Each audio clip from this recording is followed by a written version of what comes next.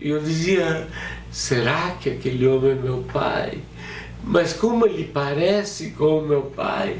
E quanto mais eu me aproximava e quanto mais eu chegava, mais ele se parecia e aí finalmente era o meu pai.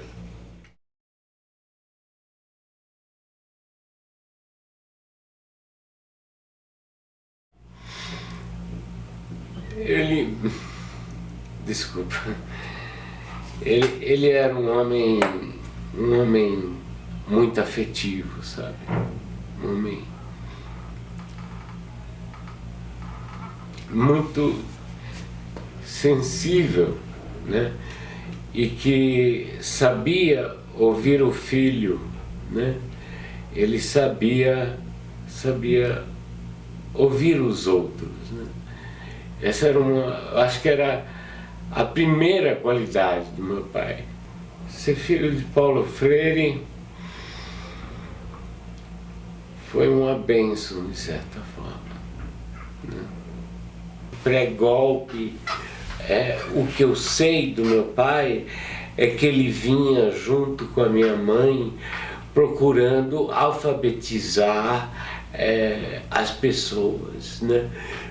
Os menos favorecidos, os oprimidos. Isso não incomodou os militares. O que incomodou os militares é o que vinha depois disso, né? Era o que tem o que está escrito nessa mesa aqui, que é círculo de cultura, né? Quer dizer, após a alfabetização ou antes da alfabetização, meu pai propunha um círculo de cultura. Então, os alfabetizandos se reuniam em um círculo e aí começavam a discutir a sua realidade, começavam a pensar a sua vida. Por que eu não tenho casa, mas faço as casas dos outros de tijolo? Por que eu não tenho casa? Por que eu tenho uma casa de taipa? Por que eu não posso ter uma casa de tijolo? Né?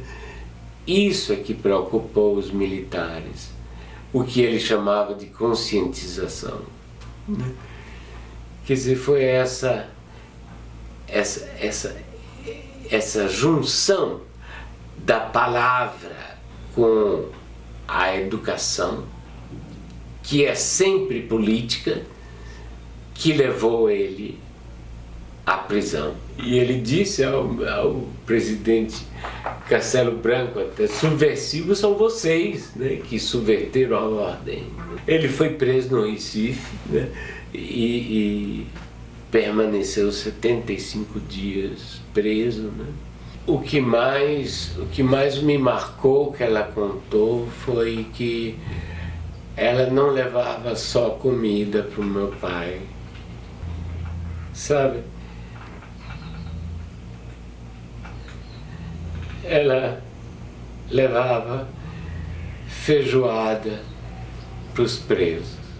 Quando eu fiquei sabendo que meu pai tinha sido preso pelos militares, eu fiquei com uma raiva dos militares tão grande, né?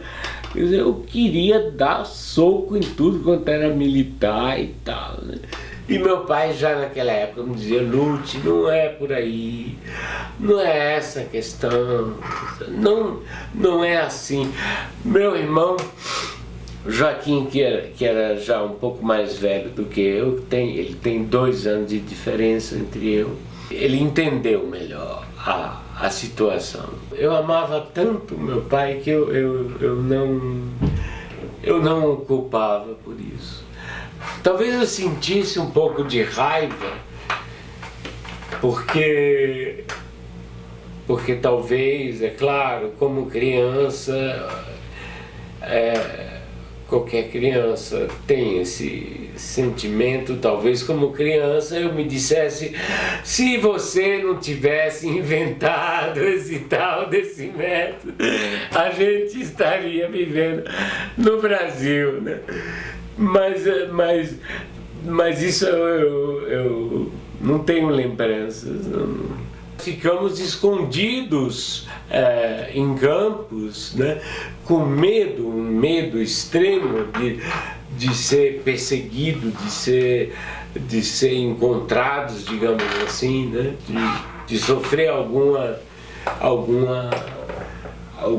atrito com os militares, né, o que felizmente não aconteceu. E então de São Paulo nós partimos para Santiago do Chile. Chegando lá, como é que foi esse encontro com seu pai? Isso é um fato que eu nunca vou esquecer na minha vida. Isso vai ficar marcado na minha alma e na alma de todos os meus irmãos, é claro. Mas quando o avião aterrissou, minha mãe disse, carrega a mala do seu pai, meu filho.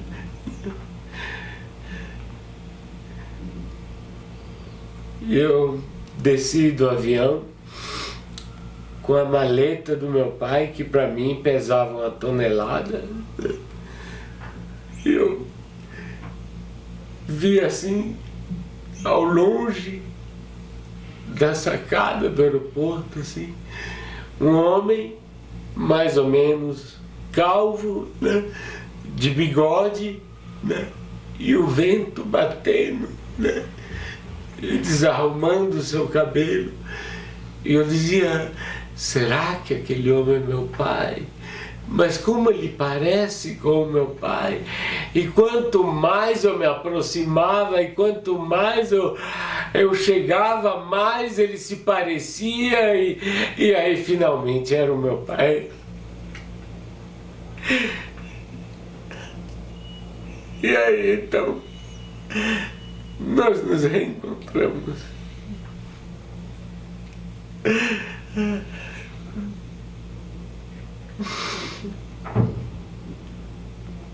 E aí então foi o começo de um novo aprendizado cultural, né? Ou seja, como conviver com a cultura do diferente, né? Era uma casa brasileira. Assim.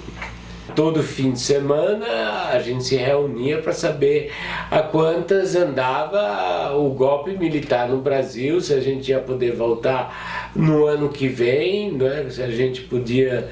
Sempre houve uma preocupação de todos os brasileiros que moravam no Chile, né? Do ponto de vista, digamos assim, da preparação da escolaridade, né, foi uma complicação do diabo, né? Eu fui alfabetizado em espanhol, mas eu não fui alfabetizado em português, né? E depois eu fui alfabetizado em inglês, né? E depois eu fui alfabetizado em francês. E depois eu só fui alfabetizado em português com 21 anos. Eu mesmo me alfabetizei, né? Ou seja, eu mesmo comecei a estudar a língua portuguesa e tal. Eu não me considero, por exemplo, totalmente brasileiro, né? Por incrível que pareça, por mais que eu já tenha retornado ao país por mais de 20 anos, 30 anos, né? Eu já faz mais de 30 anos que eu moro no Brasil, né? Tem certas vezes, quando eu volto à Europa, que eu sinto vontade de ficar lá. Era voltar para um país que eu não conhecia, né? E de onde eu pertencia. Era um país onde eu não tinha casa, né? Quer dizer, eu voltei com um sotaque suíço danado. A ditadura fez mal a quem foi embora, sem saber se voltava, como fez mal a quem bravamente lutou e ficou em solo brasileiro, sabe?